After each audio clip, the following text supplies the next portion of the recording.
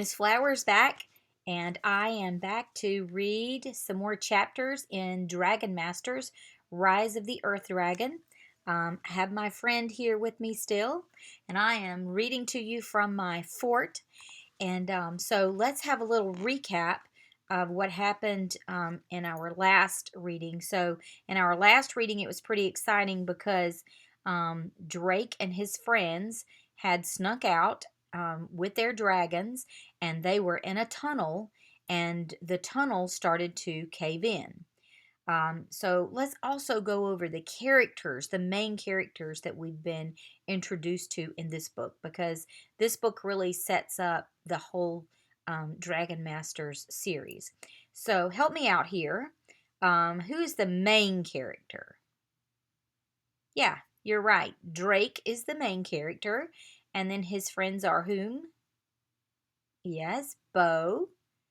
Yes, Rory and Anna, and then their dragons. Um, and Griffith is their wizard teacher. So let's get started with chapter 14 of Dragon Masters Rise of the Earth Dragon. The name of this chapter is Trapped. Drake ducked as dirt rained down. He closed his eyes tight. Then the shaking stopped. Drake opened his eyes. All of the candles had gone out. He looked behind him in the darkness. Worm, are you all right? Worm looked fine. In fact, he didn't have any dust on him. Everyone else was pretty dirty. Is everybody okay? Drake asked.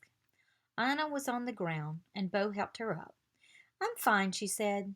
That was scary, though. Rory walked over.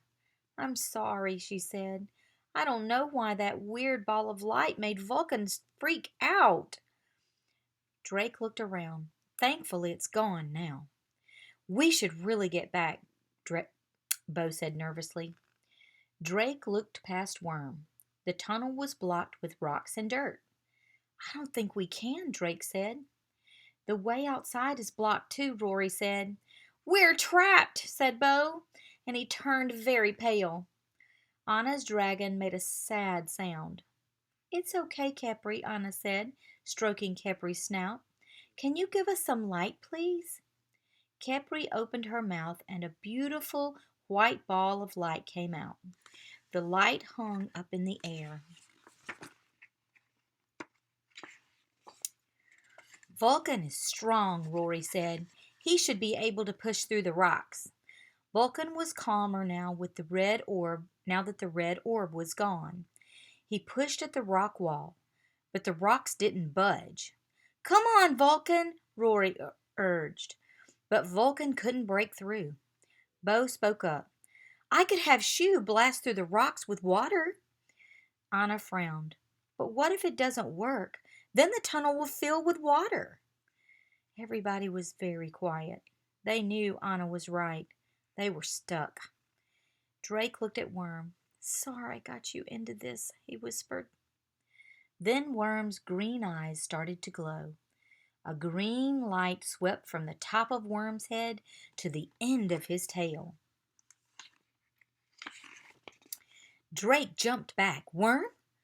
He felt something warm on his chest, and he looked down to see that his dragonstone was glowing too. Anna, Rory, and Bo's mouths dropped open. They stared at Worm and Drake. Worm's green glow filled the tunnel. Drake, it looks like your dragon's going to explode, Rory yelled. Worm's surprise, chapter 15. Worm didn't explode. Instead, the dragon closed his eyes. Then the rocks blocking the tunnel began to shake. What's happening? Bo yelled. Is Worm doing that? Asked Anna. I think he's using the power of his mind, Drake said. He wasn't sure how he knew. He just did. Rory, Anna, and Bo stepped back. The rocks kept shaking, and then, poof! The rocks broke up into tiny pieces. Rock dust filled the air, and Drake coughed, waving the dust away with his hand. All sudden, all of the fallen rocks were gone. The tunnel was clear again. Drake hugged Worm. You did it, Worm! We should get out of here before Vulcan sneezes from all this dust, said Rory. The last time he sneezed, he turned my bread into toast. Rory's right, said Bo. Let's get out of here. Drake stepped through the pile of rubble and found himself face to face with Griffith. And Simon the guard stood right behind Griffith. You are all in big trouble, the wizard said.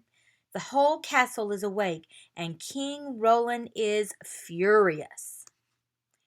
Chapter 16. Just the beginning. The group walked back through the tunnel in silence. 6 of the king's guards were waiting for them in the training room. One stepped forward as soon as they entered the room. King Roland wants a report, he barked. The dragon masters all looked to Griffith. Griffin cleared his throat. Please tell King Roland that everything is fine, he said. The dragons tried to escape, but the dragon masters stopped them. But Drake started and stammered to speak, but something about Griffith's look made him stay quiet. The soldier nodded to Griffith. Very well, he said. Then the soldiers and Simon left. Drake turned to Griffith. But the dragons didn't do anything wrong, he said. Rory stepped forward.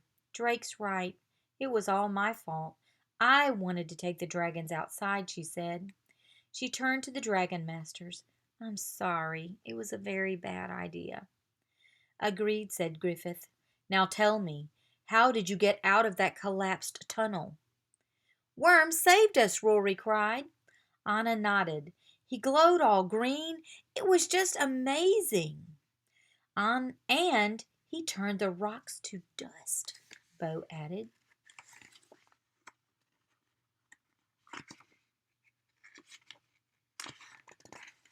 The wizard's eyes lit up. That's excellent! He grabbed Drake by the shoulders.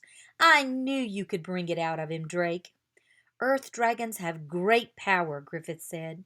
Worm has been hiding his power until now.